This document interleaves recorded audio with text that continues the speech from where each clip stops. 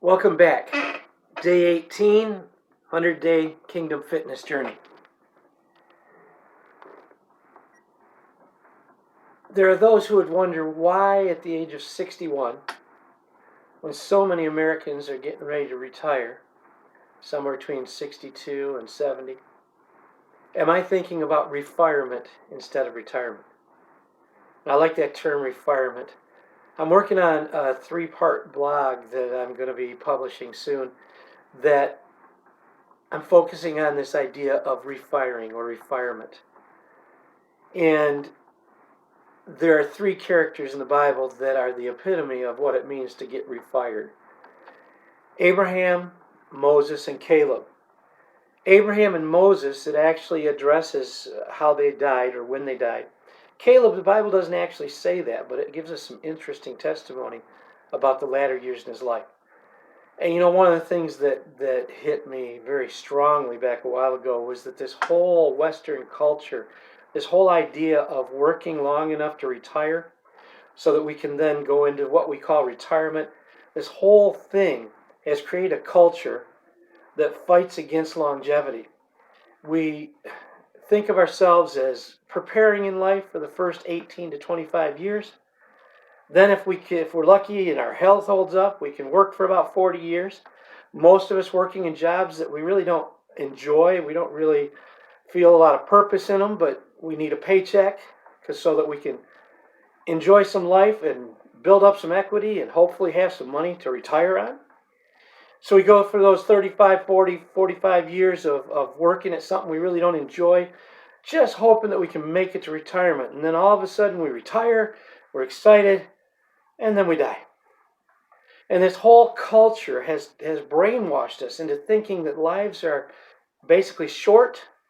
Most of them are toil, a couple of good years if we're lucky, and then it's over. Well, that's not at all the vision that the Bible gives. And I want to take just a couple of minutes and read just a little bit from each of these 3 men's lives to give you just a clue. Abraham, Genesis chapter 25, verse 1, talking about when Abraham was about 130 years old here, and Sarah had already passed away. Abraham again took a wife, and her name was Keturah.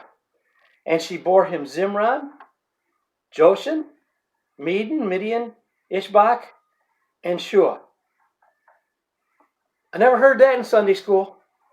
All I ever heard about was how miraculous it was that Abraham and Sarah had this baby named Isaac when they were about 100.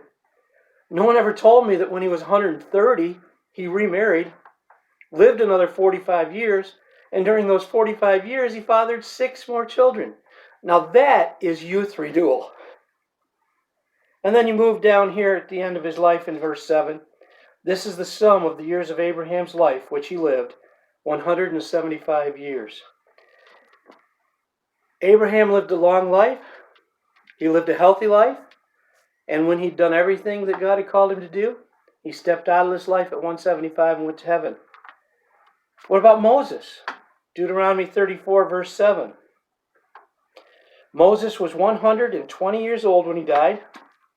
His eyes were not dim, nor his natural vigor diminished. He aged, he never got old.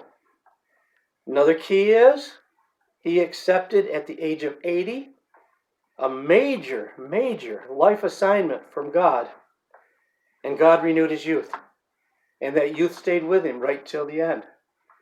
And then Caleb. Now Caleb, we don't know exactly how long Caleb lived. The Bible doesn't talk about his death the way it did with the others, but we do know that at the age of 40, he was given an assignment to go in and scope out the land with the other spies, and he came back with a positive report, and he immediately said, hey, I want the mountain. I want the toughest spot there is. I want to be the one that takes the impossible and turns it possible with God. And so at 40, he was ready to go. But then we know the story. The nation sinned. They were afraid. They didn't think it could be done. So God granted them what they were saying, and they didn't get to go in. So for 40 years, Caleb had to wait and wander when he was ready to go in.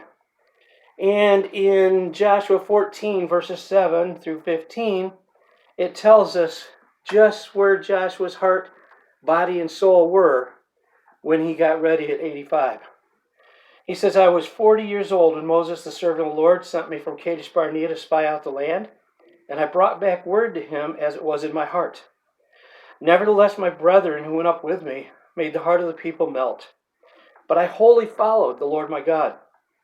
So Moses swore on that day, saying, surely the land where your foot is trodden shall be your inheritance and your children's forever, because you have wholly followed the Lord my God. So at 40, he was raring to go. Now listen to this one in verse 10. And now behold, the Lord has kept me alive, and he has said these 45 years, ever since the Lord spoke this word to Moses while Israel wandered in the wilderness. And now here I am this day, 85 years old. Now you'd think at 85, he'd say, well, it was a good dream when I was 40. Now just give me something easy. But look what he says. Verse 11. As yet I am as strong this day as on the day that Moses sent me. Just as my strength was then, so now is my strength for war, both for going out and for coming in. Now, therefore, give me this mountain, of which the Lord spoke in that day. For you heard in that day how the Anakim were there, and that the cities were great and fortified. It may be that the Lord will be with me, and I'll be able to drive them out, as the Lord said. At 85, he was just as strong as he was when he was 40. That's renewed youth.